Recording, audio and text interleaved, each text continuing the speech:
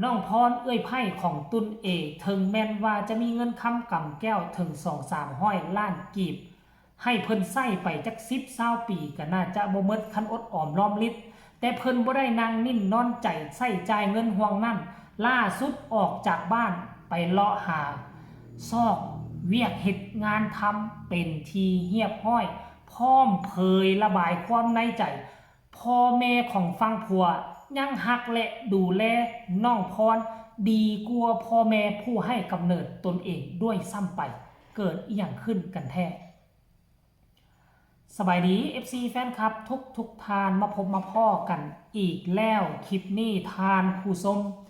ซึ่งเป็นคลิปเรื่องราวข้อมูลข่าวสารบุคคลที่ทุกคนให้ความสนใจและอยากเห็นคลิปอยากเห็นข่าวเรื่องราวชีวิตของน้องพรเอื้อยไพ่ของตุนเอนั่นเองท่านผู้ชม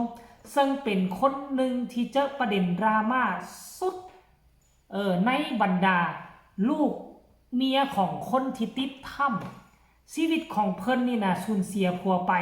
และก็ยังโชคดีที่มีโลกโซเชียลพากันบริจาคสร้างเงินสร้างซาน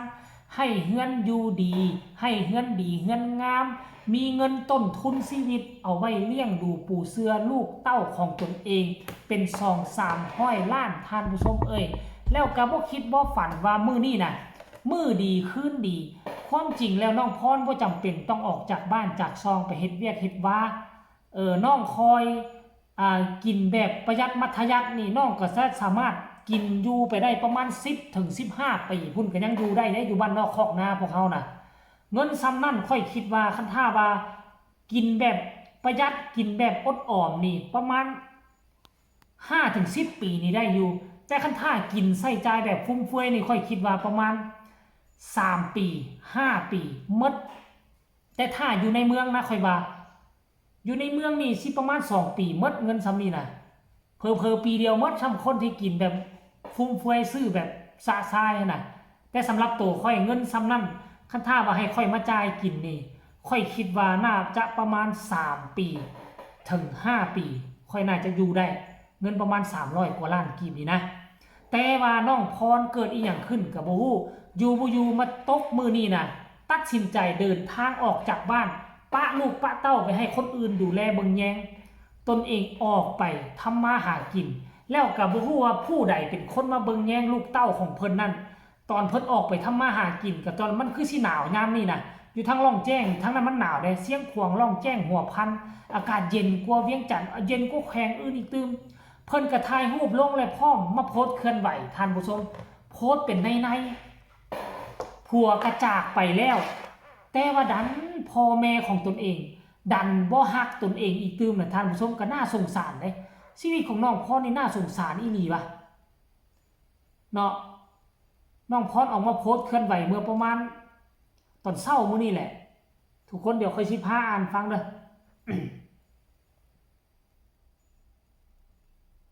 นี่นะเราบอกว่าหั่นน่ะพ่อปู่แม่ย่าก็ยังฮักเราหลายกว่าพ่อแม่แท้ๆของเราซ้ำนั่นหมายความว่าพ่อแม่แท้ๆของน้องพรนี่ก็บ่มักน้องพรตั้งแต่ตอนมีผัวคุณก็น่าจะบ่มักเลยบ่มาดูแลบ่มาเบิ่งแยงว่าลูกจะทุกข์จะยากจะจนบ่มาช่วยเหลือหยังจักน้อยเลยบ่มาเทคแคร์ชีวิตของเราตั้งแต่มีผัวตั้งแต่มีลูก2 คนนี่แล้วก็แม่นอยู่กินน้ำแต่พอปูเมญาอยู่ทั้งล่องแจ้งนี่เป็นผู้เบิงผู้แยงทุกยากแสนเข็ญก็มีแต่ทั้ง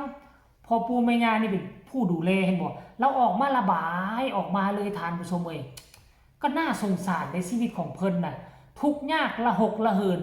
มาอยู่กับผัวมาอยู่กับพ่อปูเมญาแต่พ่อแม่ก็บ่ฮักบ่ปกบ่ป้องบ่ฮักบ่ดูแลเห็นบ่ล่ะ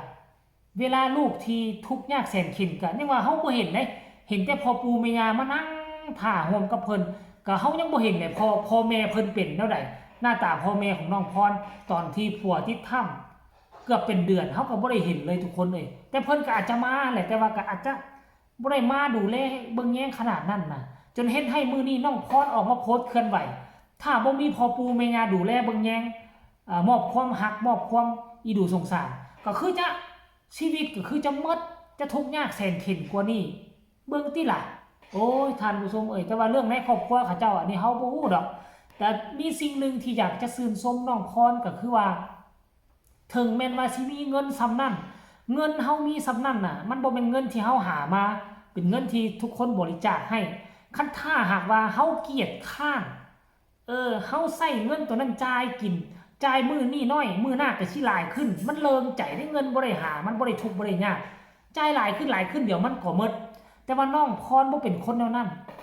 มื้อนี้ตัดสินใจออกไปหาเวียกเฮ็ดงานทำแล้วไปรับจ้าง